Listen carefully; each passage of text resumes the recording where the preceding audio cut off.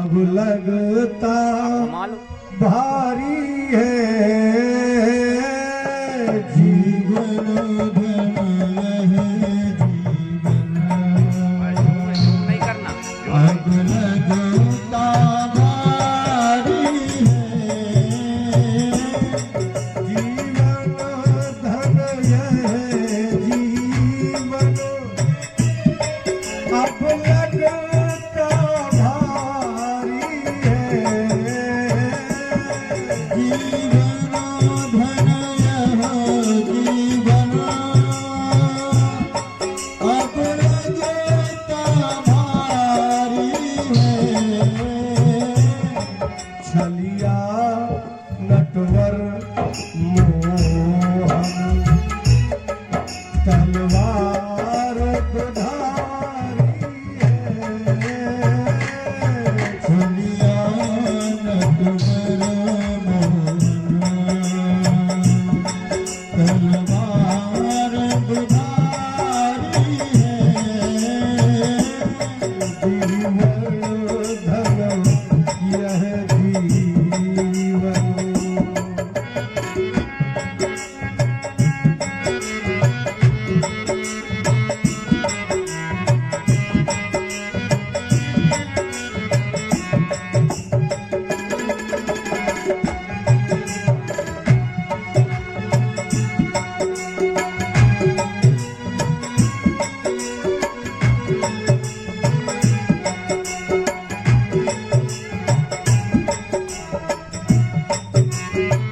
सबका करते करते अपना करना पाया सबका करते करते अपना ना कर पाया सबका करते करते अपना करना पाया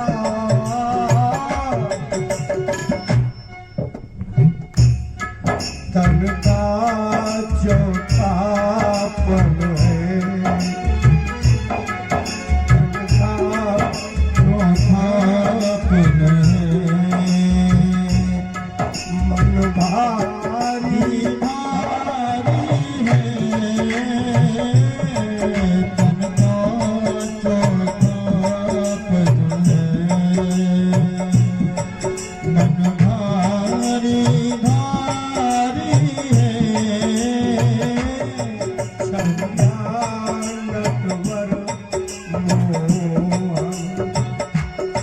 तलवार दुधारी है छलिया नटवर मोहन तेरे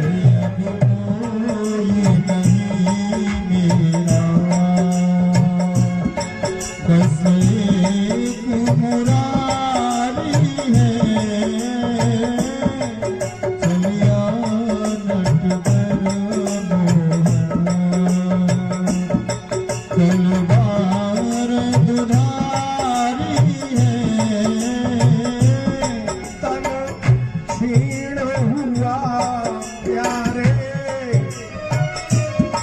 कुछ भी नहीं कर सकता। तन छीन हुआ प्यारे, कुछ भी नहीं कर सकता। ब्रजपाल यहाँ से अब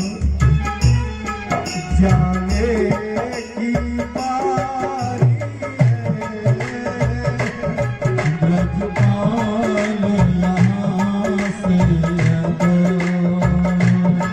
जाने की बारी है। चलिया नटवर मोहन, तलवार दुधारी है। चलिया नटवर मोहन, तलवार दुधारी है। चलिया नटवर मोहन, चलिया नटवर मोहन। बोले भक्तवत्सल भगवान की जय। श्रीमद् भागवत महापुराण की जय। श्री सुखदेव भगवान की जय। जय जय श्री राधे।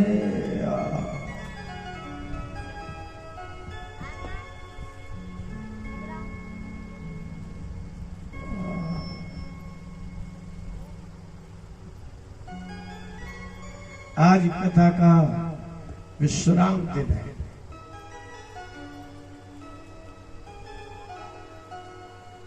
सातवां दिन है, पता ही नहीं चला।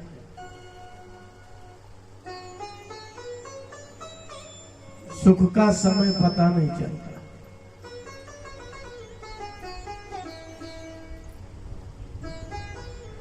शरीर स्वस्थ हो, कहीं मन में कामना ना हो, भोग की इच्छा ना हो, किसी ने कुछ ऐसा ना कहा हो कि क्रोध आएगा, क्रोध ना हो, भोग की इच्छा ना हो, धन का लोभ ना हो। अब जो आनंद हृदय में होता है उसी को इंद्रियातीत आनंद कहते हैं, उसी को आत्मानंद कहते हैं। आप ऐसा अनुमान नहीं कर सकते।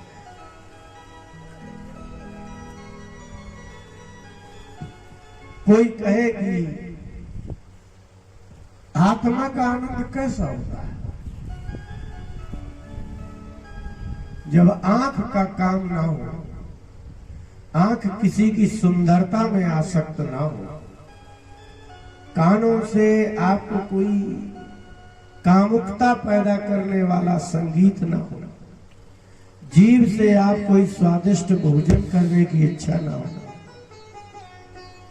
किसी के छूने की इच्छा ना हो,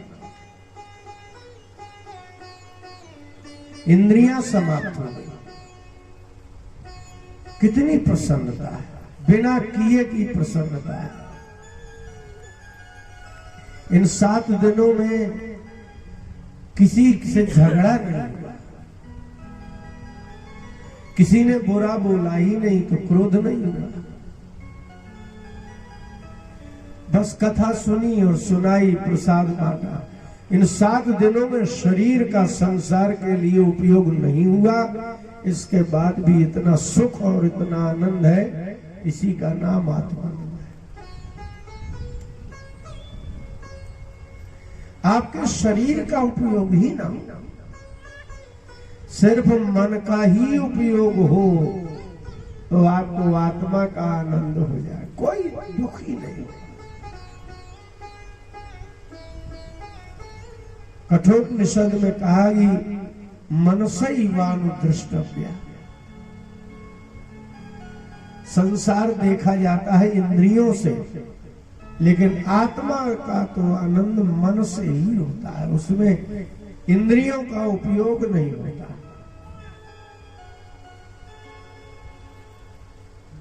और ये यही है,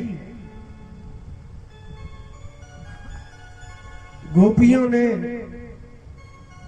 भगवान से कहा कि तुम भले चले गए हो, मथुरा ही चले गए, तो अभी हमारे भीतर का एक ऐसा आनंद है जिसमें हम देखने में लगता है कि बहुत दुख है। तुम देखने को भी नहीं मिलते, तुम्हारी चर्चा भी सुनने को नहीं मिल रही, इसके बाद भी कोई अंदर से ऐसा वियोग सा उठता है, उसका ही आनंद है। गोपी गीत में गोपियों ने कहा कि तव कथा मृतम तप्त जीवनम कविभिरीडितम कल्मषापहम तव कथा मृतम। इस संसार की कोई ऐसी कथा नहीं जिसमें दुख ना हो, ऐसा कोई आदमी नहीं है जो सुख की बात कान में सुना दे। तव कथा मृतम तप्त जीवनम कविभिरीडितम कल्मषापहम श्रवण मंगलम श्रीमदाततम भूमि गृह्णन्ति ते भूरिदा जना। हे कृष्ण, तप्त जीवन हो जिसका, पत्नी से, पति से, पुत्र से, समाज से, अपने शरीर से दुख के अलावा मिलता ही क्या है? तो जो बहुत तप्त हो जाए, बहुत दुखी हो जाए, तो उसको मृत्यु नहीं, मरे नहीं, तो उसके लिए क्या बचा? पत्नी दुख दे, पति दुख दे, पुत्र पुत्री दुख दे, समाज दुख दे, यहाँ तक कि शरीर भी दुख देता है। इसलिए तुम्हारी कथा उनके लिए अमृत जैसी है जिनका जीवन संसार के दुख से तप्त है। जैसे अग्नि के ऊपर रखा हुआ तवा, वो जलता है, तप्त रहता है, रेत तप जाती है, ऐसे ही दुख में आदमी को चैन ही ना हो, उसके लिए क्या है उपाय? आपकी कथा। कविभिरीडितम कल्मषापहम, और आप नहीं कह रहे कथा, आप सुन भी नहीं रहे कथा। बड़े बड़े कवि, बड़े बड़े ज्ञानी आपकी ही कथा कह रहे हैं, और उससे सुनने से क्या होगा? श्रवण मंगलम। आपके धन होगा तो आप दान करोगे तो मंगल होगा, तीर्थाटन करोगे तो मंगल होगा, मंत्र जप करोगे तब बड़ा कष्ट है। भगवान की कथा का चमत्कार है कि आपने सुना और कल्याण होगा, सिर्फ कान खोलना है। श्रवण मंगलम श्रीमदाततम, और श्री यश को फैलाती है। आपकी कथा जो श्रवण करे उसका यश फैल जाता है। और अंत में क्या है? भूमि गृह्णन्ति ते दाजना। और जो इस भूमि धरती में आपकी कथा कहते हैं, समझो उससे बड़ा दानी इस संसार में कोई है ही नहीं। क्योंकि वो दवा है। कोई वैद्य हो, वो दवा जानता है, रोग जानता है और आपको दवा दे रहा है, रोग दूर कर रहा है, तो उससे बड़ा दानी कौन है? इसलिए संसार में वो लोग बहुत बड़े दानी है, भूरिदा। भूरी माने होता है जिसकी गणना ही नहीं है कोई। 1 से लाख करोड़ अरब खरब शंख दशंख नील, ये सब संख्या है।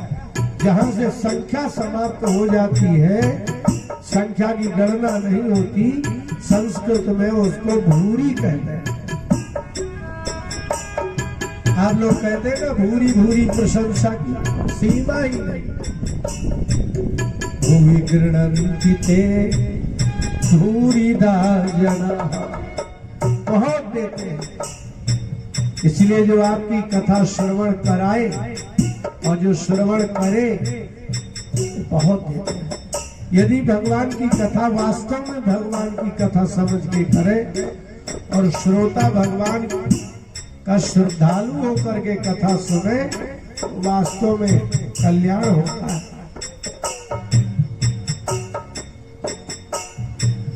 जयति तेधिकम जन्मना व्रजा श्रयते इंदिरा शश्वतत्र ही दैत्यदृश्यता दीक्षुतावता स्वैधता समस्तांब चिन्मते स्वैधता समस्तांब चिन्मते स्वैधता समस्तांब चिन्मते। और वो कहीं आपको ढूंढे ढूंढे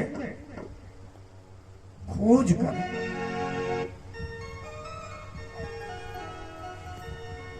इसलिए ये तप्त लोगों के जीवन है ये कथा। और कलयुग में बहुत कम कहां बचे। अब उम्र है कहां, बहुत कम उम्र है। कलयुग का आदमी को लगता जरूर है कि हम कभी नहीं मरेंगे, लेकिन क्या 60-70 तो बहुत हो गया लगता है उसको ऐसा।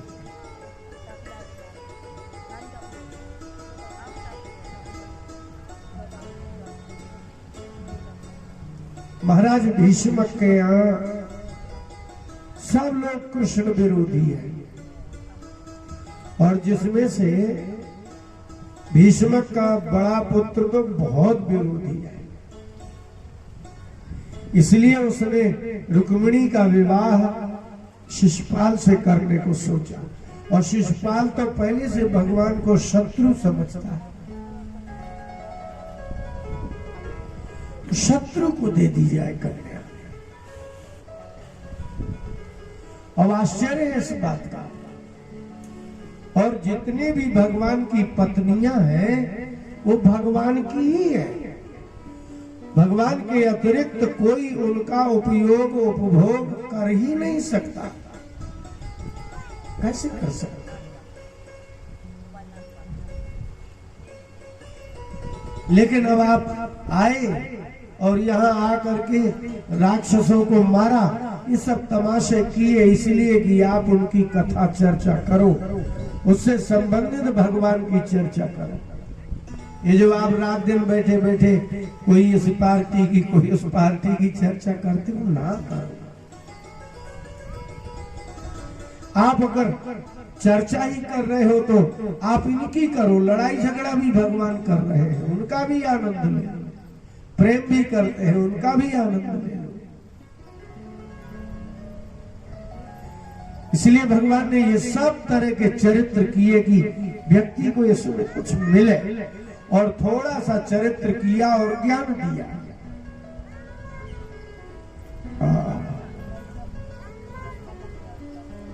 लेकिन रुक्मिणी जी को अच्छा नहीं लगता,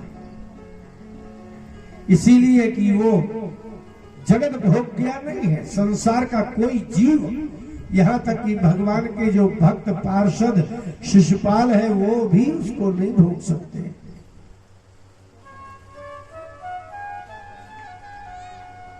इसलिए रुक्मिणी ने चारों तरफ विचार किया कि कोई ऐसा मिल जाए जो द्वारका बताया है।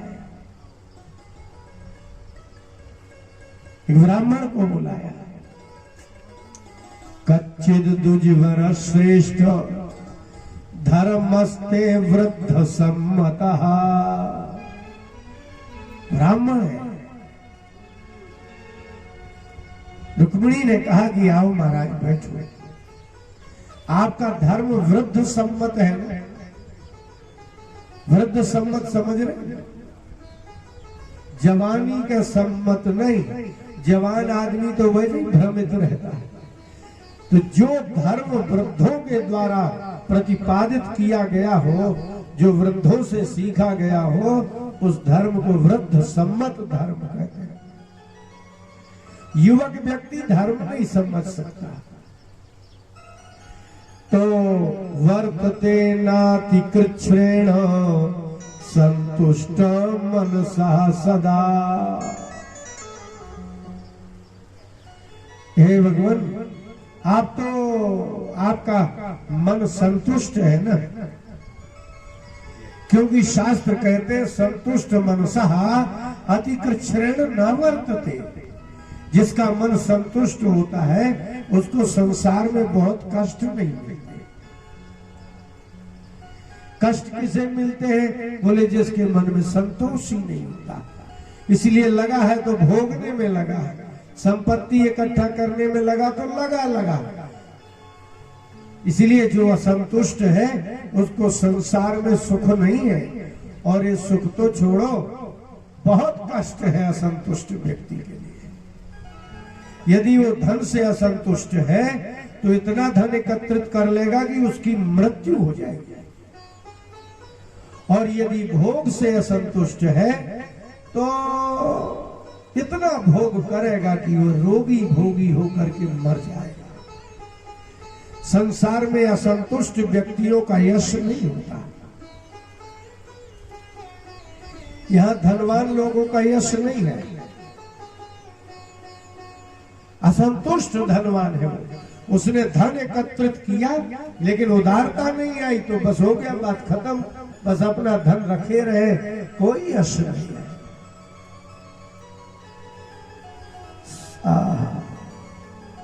संतुष्टो यर्हिवर्ते तो ब्राह्मणो येन केनचित्। ये रुक्मिणी का संवाद है ब्राह्मण से। हे महाराज, यदि ब्राह्मण येन केनचित्, जिस किसी से जितना जो मिल जाए, यदि वह उससे संतुष्ट हो जाए तो अहीयमानः स्वाधर्मात् सायस्याखिल कामधुक्। आपने सुना होगा कामधेनु, सुना है ना? कामधुक् का अर्थ होता है जैसी आप कामना करो वैसा उसको प्राप्त हो जाए। और ये बहुत बड़ी विलक्षण बात है। रुक्मिणी ने कहा कि महाराज, यदि कोई ब्राह्मण जैसा जितना मिल जाए उतने में संतुष्ट हो जाए तो वह अपने धर्म से कभी च्युत नहीं होता। और जो धर्म से च्युत नहीं होता उस ब्राह्मण के लिए उसका धर्म ही कामधेनु है। याचना की आवश्यकता ही नहीं। भगवान के यहां भेजना है, कोई मामूली ब्राह्मण होगा?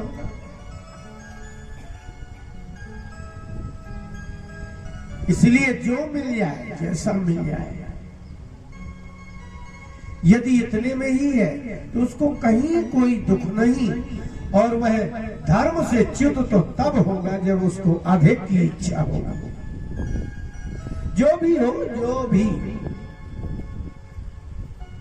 जिस व्यक्ति को अधिक की इच्छा होगी वह अपने धर्म से भ्रष्ट हुए बिना नहीं रह सकता।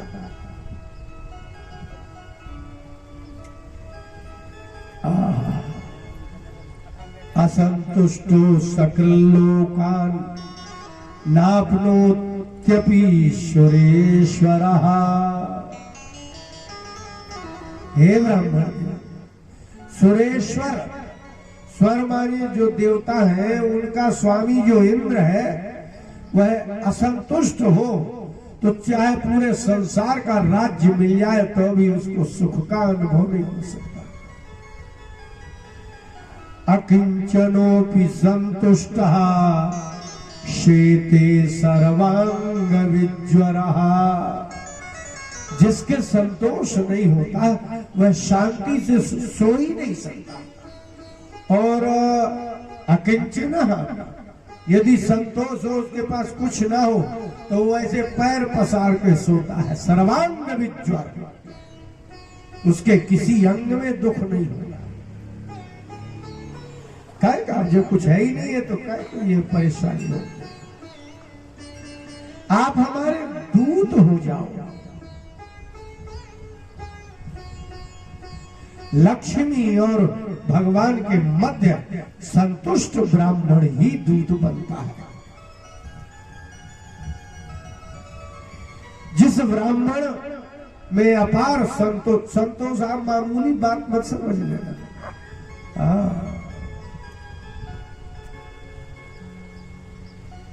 ये संसार बहुत विलक्षण है, इसमें संतोष बहुत गजब गुण है जो सब में तो छोड़ो, अब ढूंढो आप आपके गांव में कोई मिल जाए, डिस्ट्रिक्ट में नहीं मिलेगा संतोषी आदमी। छाती ठोक के कह देगी मुझे कुछ नहीं चाहिए, उसका नाम संतोषी है। अकिंचन अपि, किंचन माने होता थोड़ा, अकिंचन माने कुछ भी ना हो तो भी संतोषी व्यक्ति पैर पसार के ऐसे सोता है जैसे कोई चिंता ही नहीं होता का। इसलिए भगवान ने सबरी से कहा था कि सबरी, इस संसार में असंतोष को माया कहते हैं और संतोष को मेरी भक्ति कहते हैं। भगवान की भक्ति किसके पास होगी आप बताइए?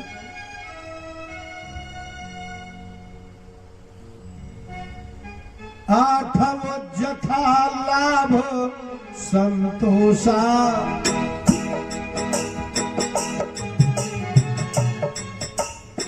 मामूली बात है। संतोष बिना ज्ञान के होता ही नहीं। भगवान ने कहा सबरी, बहुत कुछ हो सकता है, चारों वेदों का ज्ञान भी हो सकता है, लेकिन संतोष नहीं हो सकता। पूरे संसार का राजा भी हो सकता है, लेकिन संतोष नहीं हो सकता। और ये मेरी 8वीं भक्ति है। इसलिए भक्तिमान पुरुष, इसलिए संसार में बुद्धिमान मिलते हैं, धनवान मिलते हैं, बलवान मिलते हैं, लेकिन संतोषी व्यक्ति नहीं मिलता। क्यों? क्योंकि वो भगवान की भक्ति है। जो भगवान को जानता है, भगवान को मानता है, उसी के हृदय में संतोष होगा। बाकी संसार में इंद्र को भी संतोष नहीं होगा। आठवें जथा लाभ संतोषा, यथा लाभ। संस्कृत में कहते हैं ये न के निश्चित, जैसे तैसे जो मिल जाए सो। यथा माने जितना, जैसा, जब, जहां।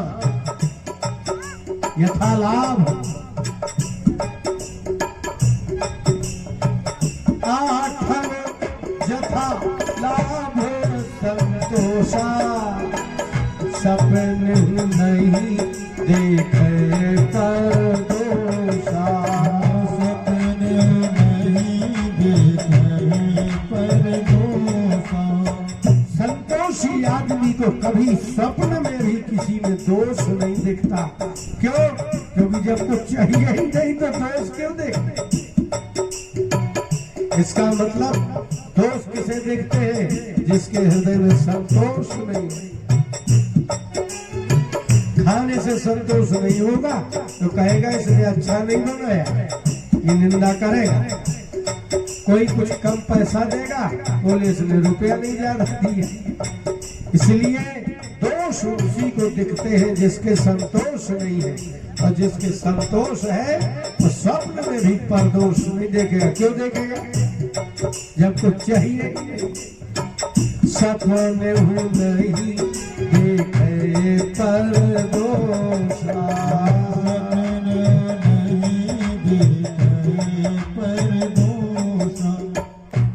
बस यही तो विशेषता है। इसलिए रुक्मिणी ने कहा कि भक्ति है ये ब्राह्मण देवता भक्ति, और इस संसार का सबसे बड़ी चुनौती है कि आप सबको सब कुछ चाहिए और आपको कुछ नहीं चाहिए। चुनौती है। जिसके संतोष नहीं उस व्यक्ति को शांति ही नहीं। इसलिए भगवान ने गीता में अर्जुन से कहा कि अर्जुन अशांतस्य कुतः सुख, जो अशांत है उसको सुख नहीं मिलता। जिस पति को लगे कि हमें पत्नी से ज्यादा सुख मिले, उस पति को कभी सुख नहीं मिलेगा, क्योंकि संतोष ही नहीं है। जिस पत्नी को लगे कि पति से हमें ऐसा ऐसा मिले, कभी सुखी नहीं ले सकती। जिस माता पिता को लगे कि मेरी संतान से मुझे ये मिले, कभी नहीं मिलेगा। जिसको जिसमें संतोष हो जाएगा उसी से वो विरक्त हो जाएगा।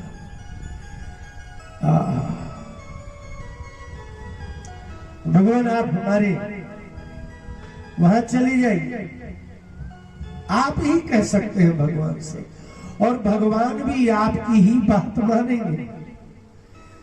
तृष्णालु आदमी की बात भगवान क्यों मानेंगे? संतुष्ट व्यक्ति ही भगवान के पास जाता है। इसलिए रुक्मिणी ने कहा कि हमारे और कृष्ण के मध्य में सिर्फ आप जा सकते हैं। और भगवान भी बड़े ब्रह्मण्य हैं।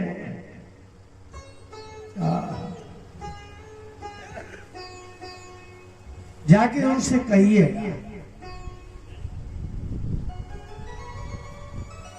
क्या कहना, कह दिया। और ब्राह्मण देवता जैसे ही द्वारका में प्रवेश किया, भगवान के यह था कि कोई भी ब्राह्मण आए वही रोकथाम नहीं है। प्रवेश किया और भगवान को देख करके कहा कि हमें तो आपसे अकेले में बात करनी है।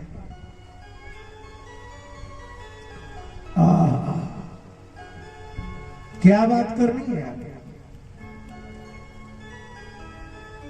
लीला गृहीत देहेन तस्मै सर्वमवर्णयत्। लीला गृहीत देह, अभी हमने कल आपको तिवारी जी एक शब्द दिया था भगवान का, क्रीड़ा मनुज बालक। श्री कृष्ण मनुष्य थे नहीं, लेकिन खेलने के लिए मनुज बालक बन गए। ऐसे ही इसमें लिखा है लीला गृहीत देह। भगवान का नाम है लीला गृहीत देह। जैसे कोई मंचस्थ होने के लिए नौटंकी नाटकों में, रामलीला में, कृष्ण लीला में वो शरीर का वेश धारण करता है और वह आदमी वह नहीं होता। जो राम बनता है वो राम नहीं है, जो रावण बन रहा है वो रावण नहीं है। इसीलिए इसको लीला गृहीत देह कहते हैं। जिसने सिर्फ लीला करने के लिए शरीर धारण किया, उस श्री कृष्ण के पास ब्राह्मण गए। ब्राह्मण के हाथ जोड़ करके भगवान ने कहा, सर्वन्नो ब्रूह्य गुह्यम चेत किम कार्यम करवाम ते। हम आपके हाथ जोड़ते हैं, और यदि अगुह्यम चेत, यदि छिपान, गुह्य माने गुप्त बात हो, और अगुह्यम भगवान ने कहा यदि अगुह्य हो, कोई छिपाने योग्य ना हो, तो आप बताइए और किम करवामा, आप तो आदेश दीजिए वही करेगा।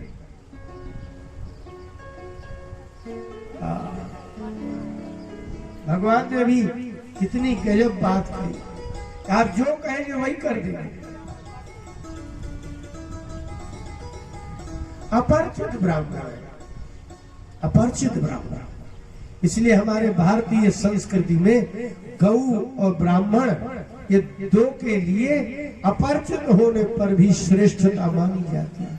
ये थोड़ी कि जो परिचित ब्राह्मण होगा उसी के पैर छुएंगे, जिसको देखा ही नहीं उसके नहीं छुएंगे।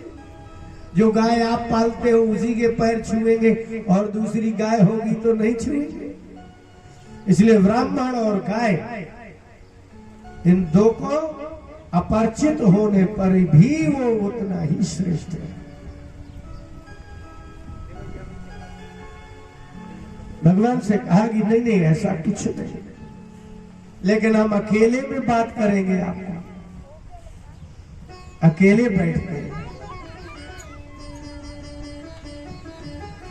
ब्राह्मण से भगवान ने बड़ी चमत्कारी बात कही। कथा नहीं हम सुनाना चाहते हैं आपको, इस कथा के बीच में जो वार्ता है वो बड़ी गुप्त है।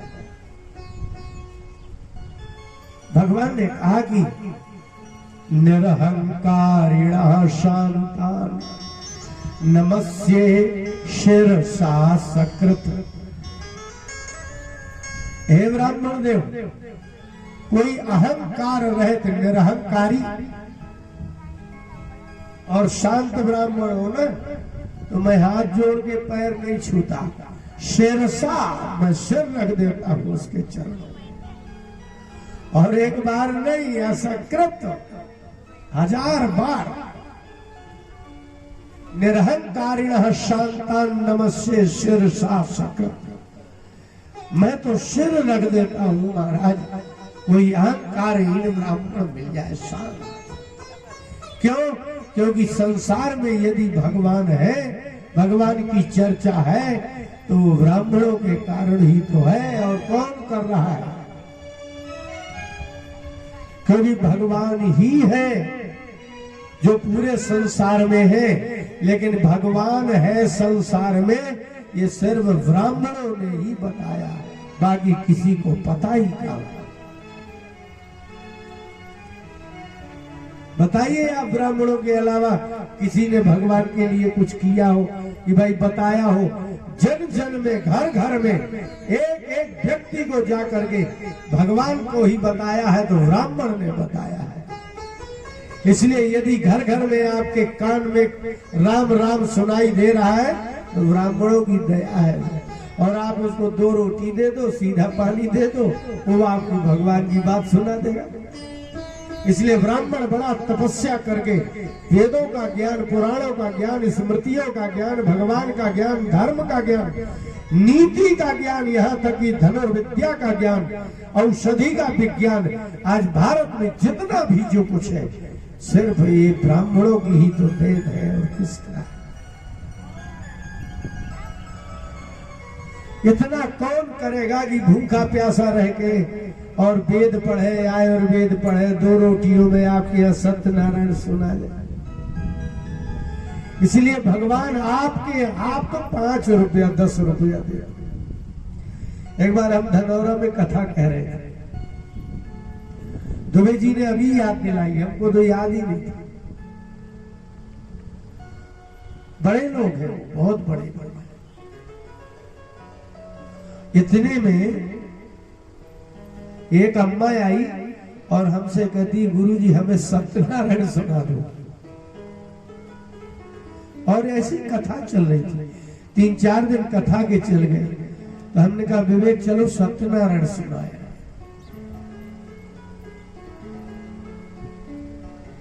धोबी जी को बड़ा आश्चर्य लगा, बोले गुरुजी सत्यनारायण के लिए इनको भेज दो ना। मैं कहा नहीं, मैं जाऊं। मैंने कहा अम्मा इनको ले जाओ, ये सुना दे। बोले नहीं गुरुजी, हम आपकी 3 दिन से कथा सुन रहे हैं, आप हमें सत्यनारायण सुना। मैंने कहा चलो करो तैयारी, कब करना है? बोले कल। मैं कहा सवेरे आएंगे। 10 बजे गए, सत्यनारायण सुनाई, 11 रुपए दिए। बहुत खुश, इतनी प्रसन्न। बोले वो इतने बड़े और मुझे सत्यनारायण, उसने हल्ला मचा दिया कि गुरुजी सत्यनारायण सुना दिया। मैंने 3 घंटे सत्यनारायण सुनाई, एक एक अक्षर समझाया। दुबे जी कहते गुरुजी वो भूलता नहीं है कि आप अम्मा को सत्यनारायण सुनाएगा। मैं कहा कौन सुनाएगा? अगर हम नहीं सुनाएंगे तो भगवान की बात सुनाने वाला कौन है? गया सुनाया।